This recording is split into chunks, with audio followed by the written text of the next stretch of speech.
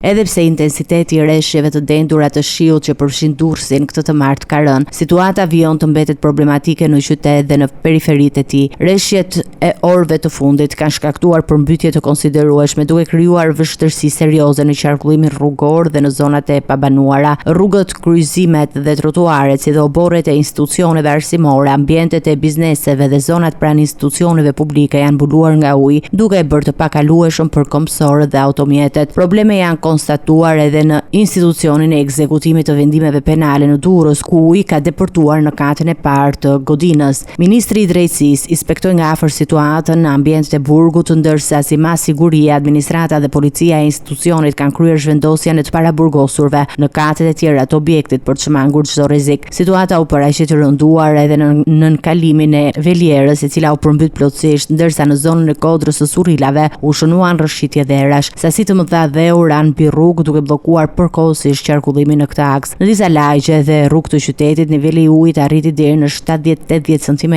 duke deportuar në banesa, hyrje pallatesh dhe ambiente biznesesh, çka ka shkaktuar dëme të konsiderueshme materiale. Procesi mosimor është pezulluar në disa shkolla, universitete, si dhe çerdhe e kopshte të qytetit. Banorët janë përballur me situatën me mjete rrethanore, ndërsa në rrugë janë regjistruar edhe pamjet pazakonta ku qytetarët kanë improvizuar mënyra për të kaluar zonat e përmbytura. Gjendja paraqitet veçanërisht problematike në zonën e Spitalës, Durrësit të Ri dhe Nishtullës, ku shumë akse rrugore janë bërë të pakalueshme. Situatë e vështirë raportohet gjithashtu në njësinë administrative Rashbull dhe në Manës, ku ura e fshatit Borç rrezikon shembjen për shkak të prurjeve të mëdha të ujit. Deri më tani janë evakuuar 10 banor, banesat e të cilëve janë përmbytur dhe janë sistemuar në shtëpitë e pushimit në Ministrinë e Brendshme. Ende nuk ka një bilanc zyrtar të dëmeve, por nga vlerësimet paraprake dhe pamjet në terren konsiderohen të mëdha.